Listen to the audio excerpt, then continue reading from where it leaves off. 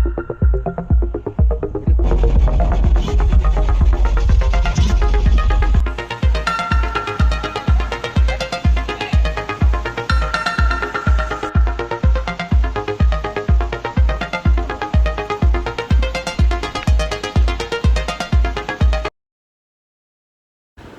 Everyone, welcome back to yet another vlog of Shushi's world.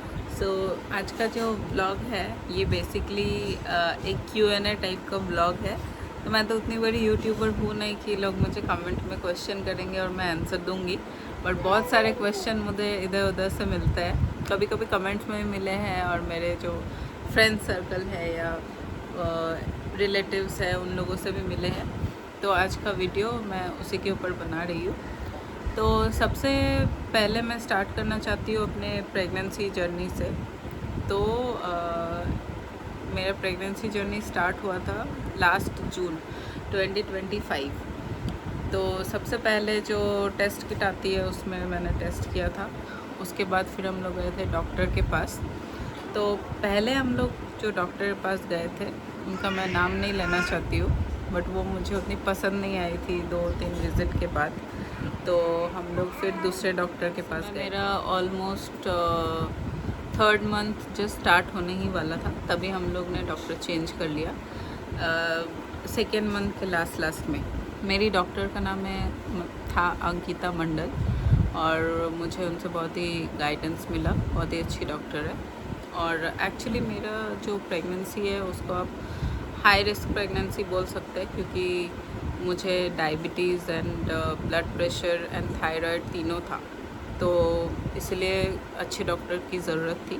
तो जब सबसे पहले टेस्ट किट पे पॉजिटिव रिज़ल्ट आने के बाद सबसे पहला जो USG का स्कैन होता है, USG होता है, वो होता है डेटिंग स्कैन बोलते हैं उसको।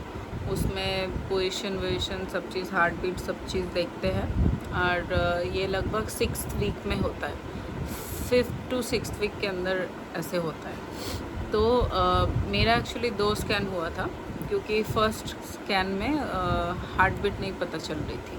तो उसके ऑलमोस्ट 4 वीक्स बाद, यानी कि लगभग 8th वीक में हम लोगों ने फिर से स्कैन किया था। तो उसमें सब चीज़ पता चल रहा था अच्छे से। उसके बाद जो स्कैन होता है वो होता है NT-NB स्कैन। 3rd मंथ में जो स्कैन जैसा बोला है NT स्कैन होता है। इसके बाद डुअल मार्कर टेस्ट होता है, जो ब्लड टेस्ट की बहुत सारी टेस्ट रहती है उसमें, वो होता है साथ में ही। दोनों को टैली करके एक रिपोर्ट दिया जाता है, जो कि आपके लिए बहुत ज़रूरी होता है। बच्चे का बहुत सारा चीज़ उसमें पता चलती है। तो ये स्कैन होता है, NT-NB स्कैन बोलते हैं इसको, और डुअल मार्कर टेस्ट होता है साथ में।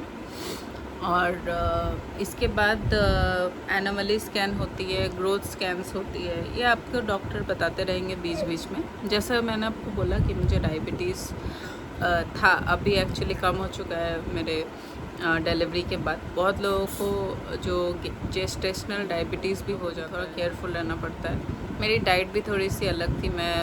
मुझे मीठा खाना मना था, बहुत सारी चीज़ें मना थी। थोड़ा बहुत मैं फिर भी खा लेती थी, लेकिन सब कुछ बैलेंस में ही खाना पड़ता है एक्चुअली, वरना डर रहता है ना बच्चे को कुछ हो नहीं जाए। तो ये सारी चीज़ें थी। और इसके बाद हम लोग एक्चुअली आप लोगों ने मेरे ब्लॉग्स में भी देखा होगा, मैं पूरे प्रेगनेंसी जर्नी में बहुत ही एक्टिव थी।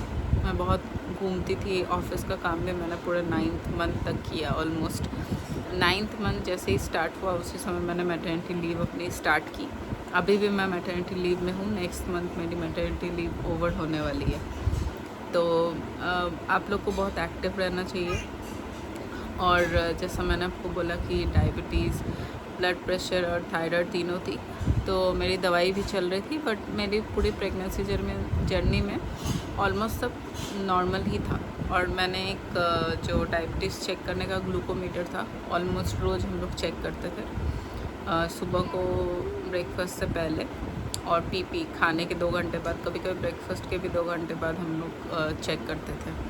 तो प्रॉपर मेंटेन करके रखा था सब चीज़ उस समय तक। और और भी अगर कुछ क्वेश्चन छूट गया हो तो मैं नेक्स्ट वीडियो में बता दूँगी। और अगर आप लोग किसी को और भी कुछ जानना है तो आप कमेंट कर सकते हैं या मुझे डीएम भी कर सकते हैं। और इसके बाद वाले वीडियो में मैं आपको डिलीवरी के बाद वाली जो Q&A है छोटे मोटे वो मैं आपको बताऊँगी। तो देयर इज़ वन मिथ कि जो ब्रेस्ट फीडिंग मदर्स होती है वो कुछ ठंडा खाती है तो बच्चे को भी ठंडा लग जाता है। तो मैं बताना चाहता हूँ कि ये मिथ है, जैसे कि मैंने बोला, ऐसा कुछ नहीं है। आप लोग चाहे तो अपने डॉक्टर से भी पूछ सकते हैं। ब्रेस्ट मिल्क जो होता है वो ब्लड से तैयार होता है। तो आप ऐसा कुछ नहीं है कि कुछ भी आप खाओगे तो वो चीज़ बच्चे को हो जाएगा ठंडा, खाओगे तो बच्चे को ठंड लग जाएगी, या कुछ फास्ट फूड खाओगे तो बच्चे को गैस हो जाएगी। हाँ, फास्ट फूड नहीं खाना चाहिए क्योंकि आप सर्जरी से रिकवर कर रहे हो। सब कुछ आप लिमिट में खा सकते हो, बट ये जो मिथ है इसको ब्रेक करना ज़रूरी है। तो friends, motherhood is a beautiful journey. मैंने फ्रैंकली स्पीकिंग मैंने कभी सोचा नहीं था कि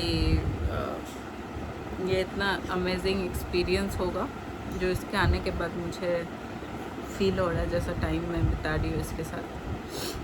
सो आप लोग जो बहुत लोग जो ट्राई कर रही है या फिर न्यू मदर से प्रेग्नेंट है, उन लोग को होपफुली मेरे वीडियो से थोड़ी हेल्प मिले।